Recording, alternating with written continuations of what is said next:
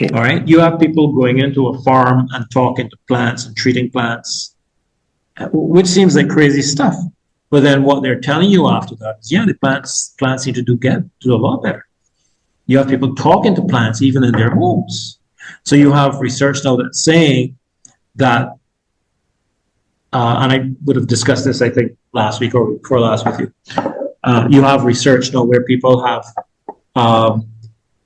measured certain enzymes in plants, and the enzymes downregulate when the owner of the plant leaves home, and then upregulates when the person who owns the plant is 2 and 3 blocks away, coming back home. So through energy, frequency, and vibration, we're all connected. We're all connected.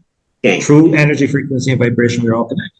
So when you're in a household with a person who is particularly angry and so on, somebody's going to get sick eventually, right? And I see it all the time in my practice where the environment of the home affects the people in the home in very, very, very specific ways. And they get ill, whether it's mental illness or some other illness. So this notion of energy, frequency, and vibration is very, very important. This is why something as simple as meditation and prayer becomes a fundamental part of the Hebraic experience. Why? Because it keeps you healthy, wealthy, and wise. To give you another example, pride versus humility, right?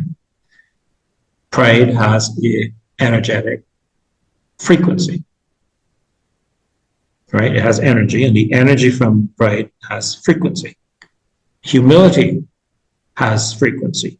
And these things are measurable, right? We're now able to measure them. And what does Solomon say? Solomon says pride comes before fall. What is he saying? He's saying that the frequency of pride is inconsistent with health and wealth. Humility, on the other hand, is very different. What it's saying is the frequency of humility is consistent with this idea of health and wealth.